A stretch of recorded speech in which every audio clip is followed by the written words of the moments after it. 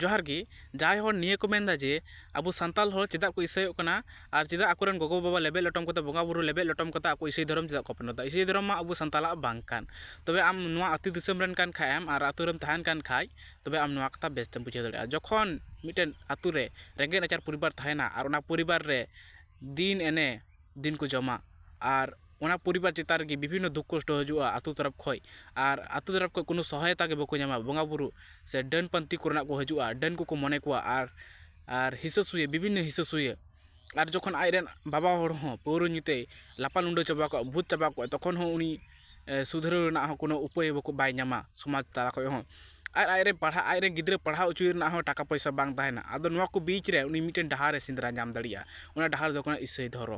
धर्म दो नोकान धर्म कना जहां डनपति हिसुई को दो बाय ताहेना उनी तो संविधान कथाया आर हंडी दो मेता बीस अबो समाज रे जदा परंपरा बुन मेता कना ओना दो बीस मेता को आर उनको तो संविधान कथा विज्ञान रे को कथाया नाकू नुको समाज रे को करावा आर निजे निजे दो डन दो को लई को डन दो शैतान कनाय बारहे नि शैतान कनाय आको मनुष्य बको लय जे डन कना को आदो अबो ईसाई बुया हबुन ईसाई बुया होपे आपे पे ईसाई ना ठीक गया आयमा के जो बे ची केदा ऑल पढ़ाव ना पे चिकाय ना चक्री बकरी केदा पे आपे तो विज्ञान को कथा पे से विज्ञान रे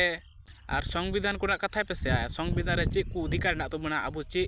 लेकाते बुन कमी लेखा अबो चे को बुन हासिल दाड़िया आर संविधान अबो चे अधिकार एमाव का बुना संविधान तो चे बुन चिका दाड़िया आर संविधान चे कोई मानाव बाय मानावा डन को दो अंधविश्वास कना पौरो दो बीस कना ना को मेना तबे से अबो दो मेना खाली जीसु चे चिकाव का हाने नेल में जीसु मेंदा जे इन पांजाई में जीसु इन मेंदा जे इन बाम पांजा लेखा आम नोआ दिसम रे बाम तादड़ा जीसु मेंदा जे इन गिन जतो हर को चितान गे नुमा को बे प्रचार खाली आपे दो प्रचार पे से जे हांडी दो बीस कना आर डन को दो अंधविश्वास कना इदा से इन दो इन मेंदा जे आपे हो नोआ संताल समाज को पे चलाव कना आपे हो नोआ परिस्थिति पे भूका उदी का आजते इटा हो नोकान परिस्थिति बकु भूक उना क्रम तेगी इन दो नोआ कथा मेन चुदा इन दो आपे धर्म से संस्कृति से जिता आपे विश्वास नोआ दो इन दो भांगड़ दो बइन मेनता आर अपमान हो बइन अपमान दो आपे जेहेतु नोआ कान परिस्थिति पे भूक का ᱧᱟᱢ का आपे आर जते इटा हर बकु ᱧᱟᱢ इन दो नोआ गी मेरना उद्देश्य कना मा तबे जोहार।